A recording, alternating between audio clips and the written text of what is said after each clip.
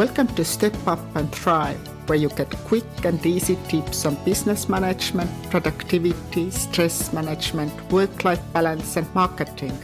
I am Tuuli Paksi, personal development coach, and my task here is to introduce you to various ways to succeed in business while keeping the sanity. Hi, today we are speaking about content planning. My guest is Hannah Flores. Hannah Flores is an authentic marketing strategist and founder of Digital Nourishment.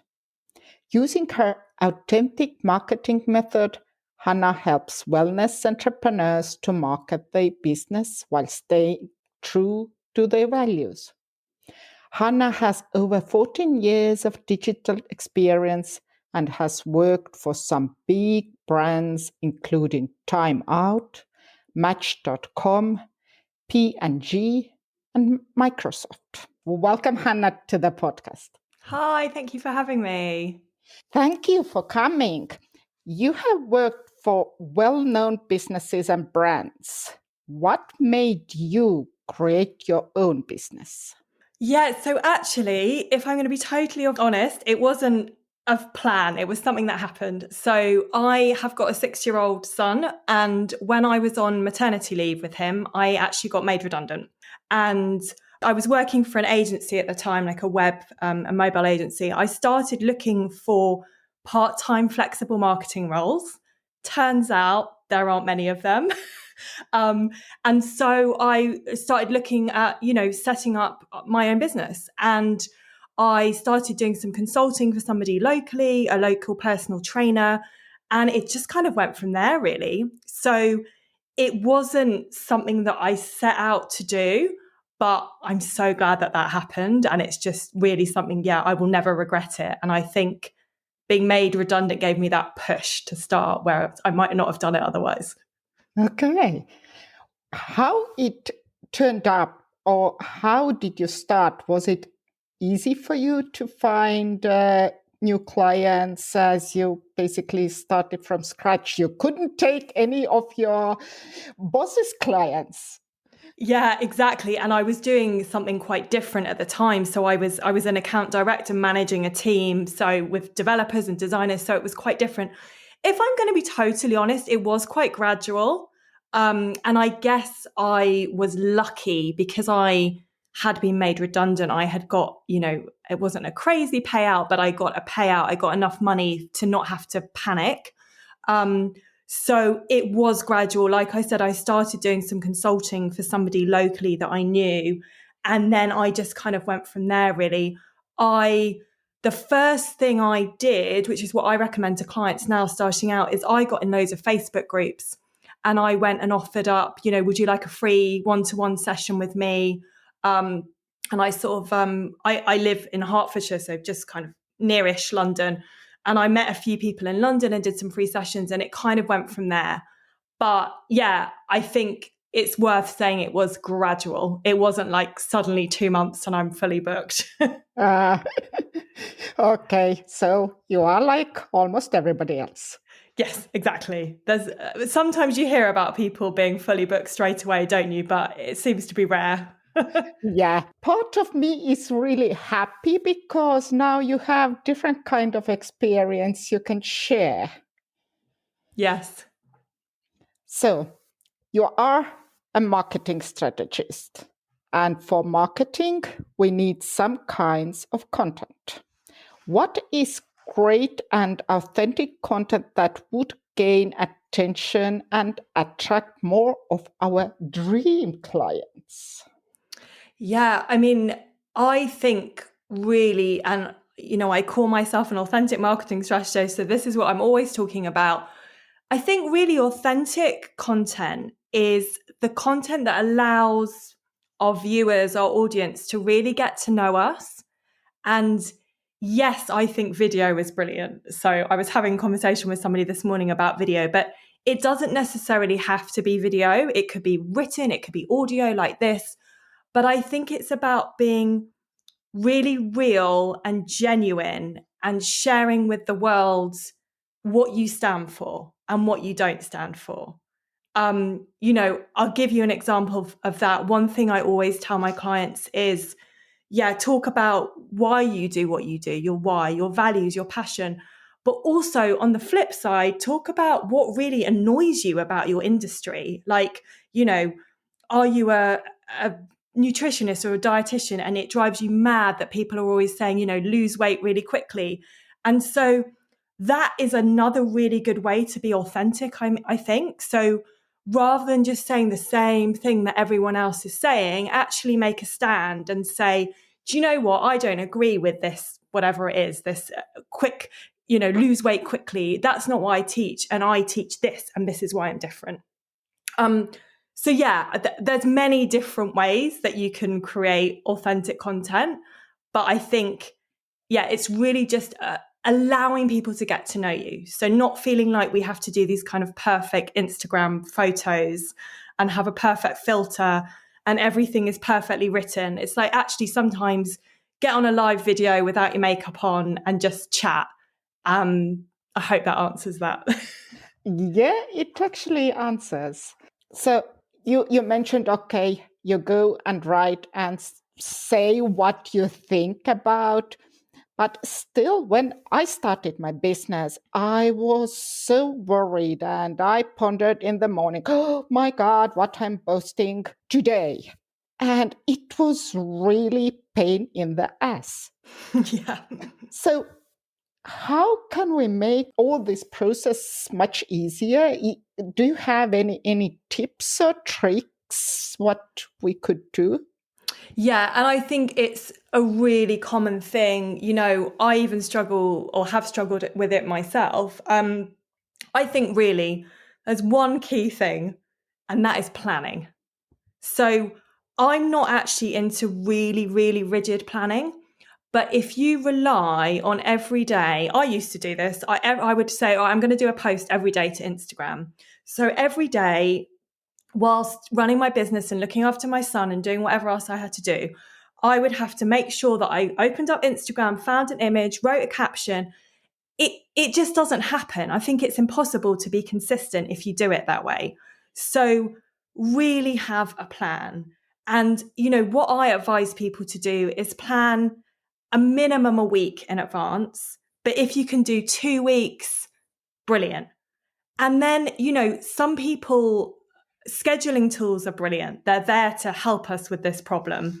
Some people don't like using them, so you don't have to use them. But I think have an idea of what you're going to post, because if you are just winging it and thinking at 6 p.m., oh my goodness, I haven't posted anything, it's impossible to be consistent, right? We've all done it. And then you think, oh, I'll just post tomorrow.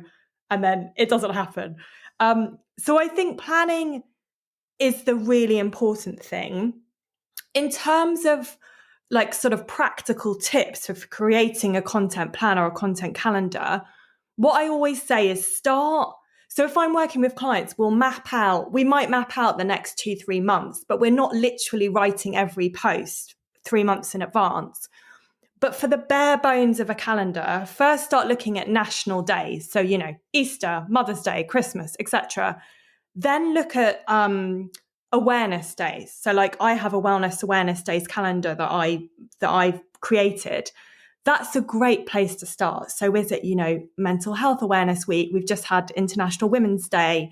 And you can plot that. I literally just use a Google spreadsheet. There's loads of tools you can use. I find that to be the best one.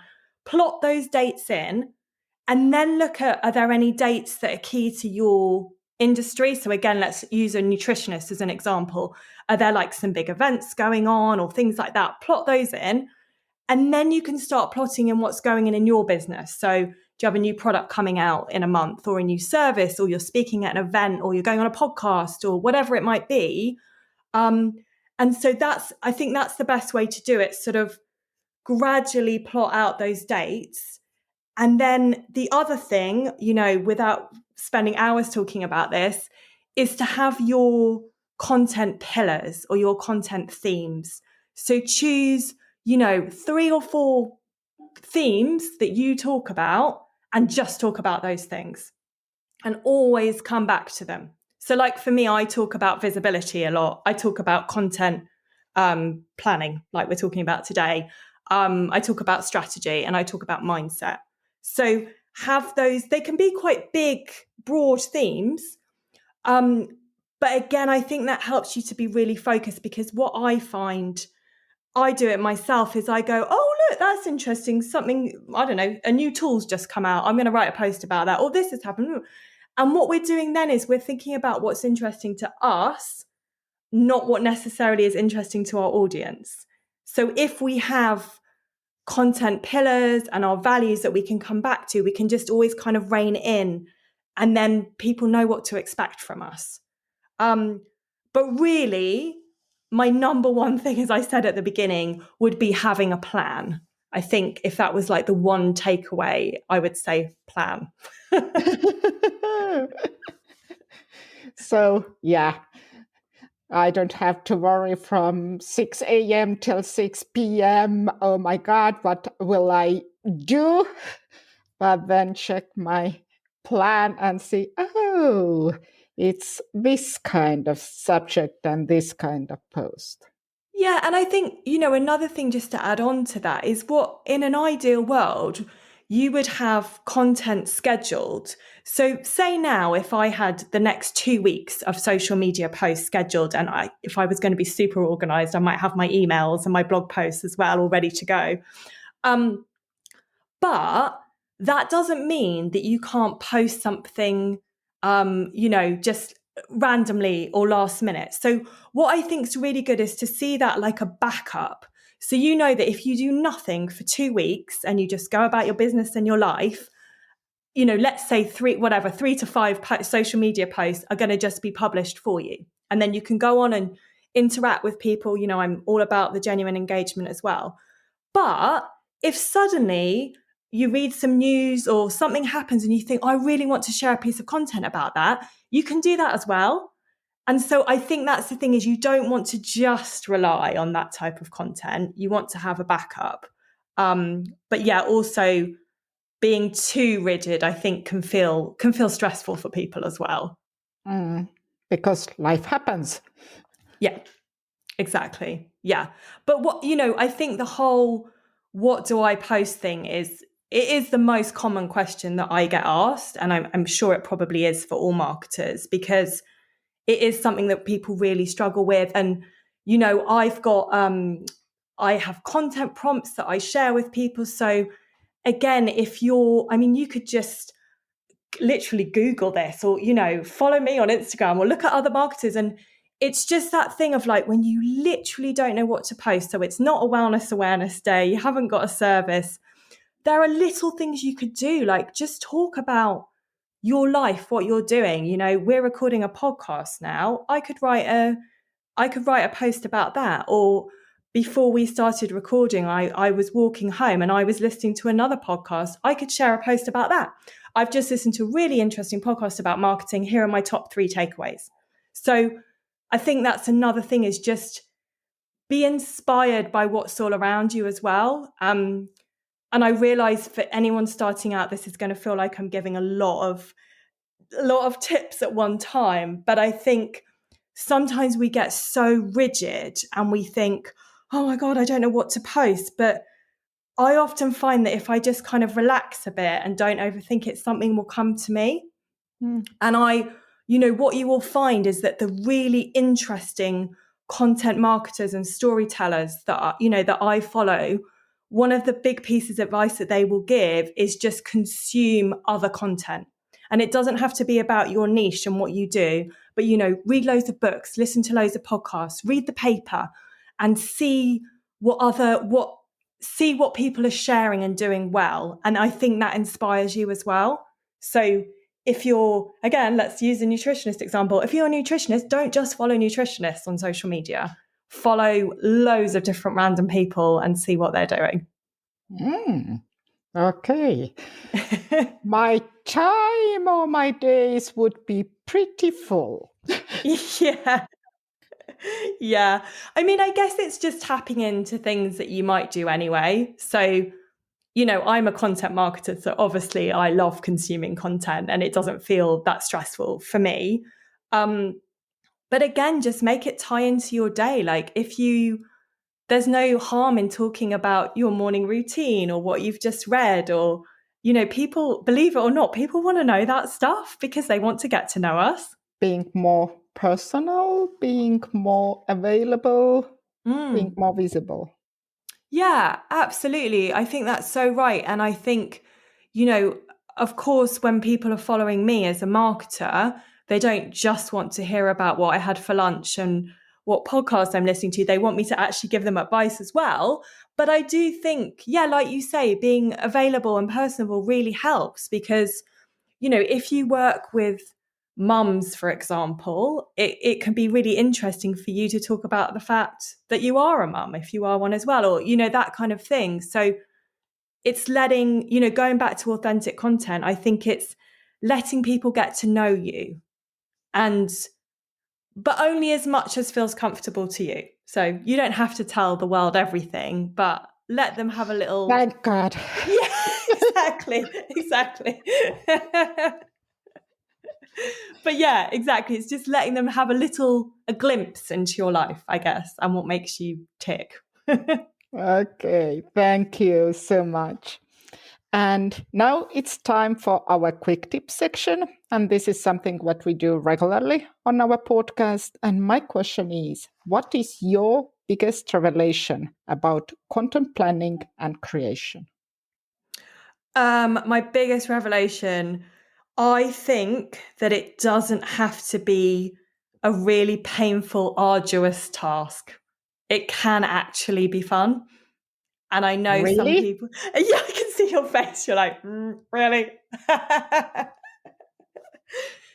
Do you know what? I'll give you an example. Even though I'm a marketer, I have struggled with reels on Instagram, which is obviously quite a new thing. And I've just started making them. I had a real mental block about it. Like, oh, what am I going to do? Everyone's going to judge me.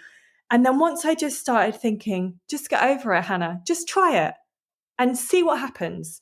And I think that is my biggest revelation, is that it's just about testing. We put stuff out into the digital world.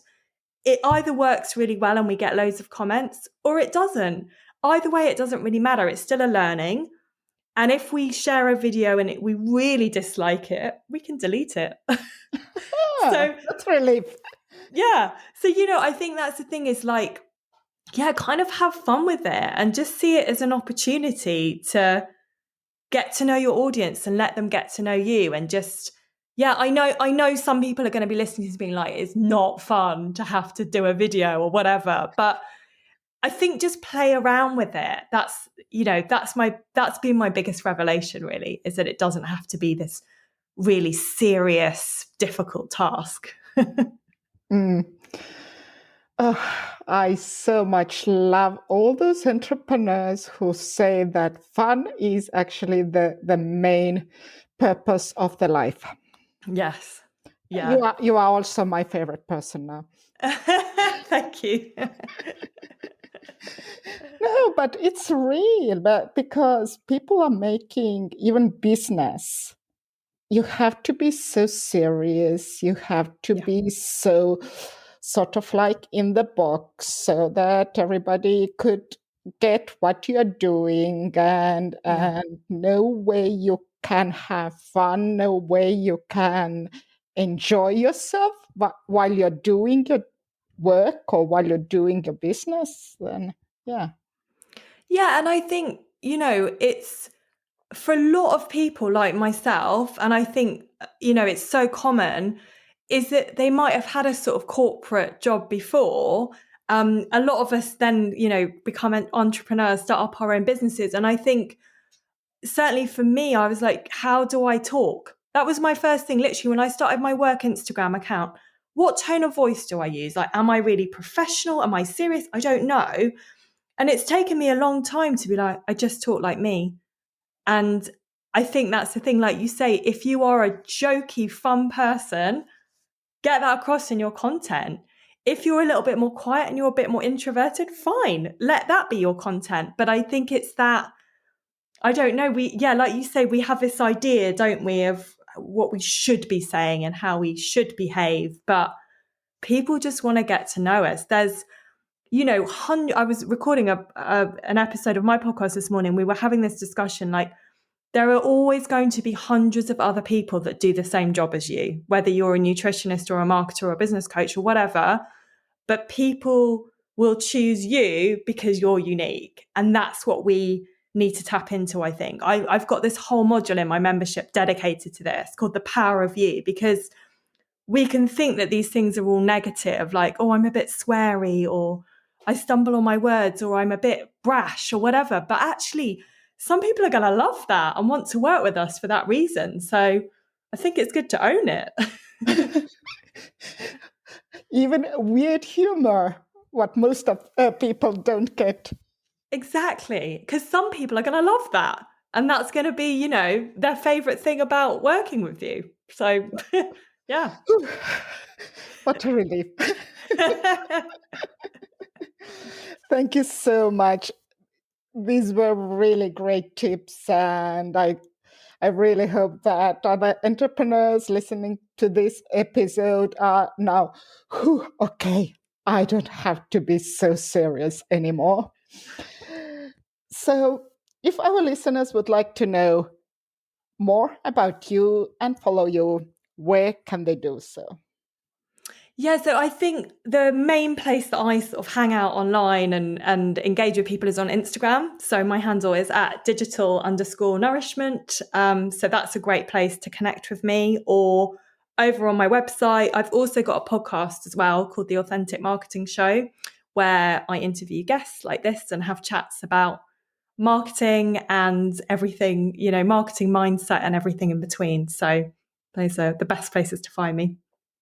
And I know that you have great gift for everybody who have listened to this episode. I do. So I've got a free PDF that people can download, which is my top hacks to never run out of content ideas. So yeah, exactly. So some of which I've touched upon in this episode, but that will go into more detail. And there's some tools that I use, which I mentioned in there. And yeah, it really is like an evergreen system that you can just keep using it, rinse and repeat. And then the idea is that, yeah, you never have that mental block. Hopefully.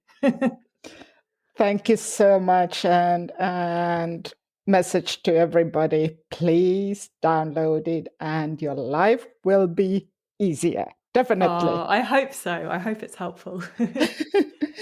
Thank you once more, Hannah. It was really great having you here and wish you all the best. Thank you so much for having me. Come and check all the show notes and transcript at stepupandthrivepodcast.com/21. Thank you for joining Step Up and Thrive with Hannah Flores. I'm your host, Tuuli Paksi.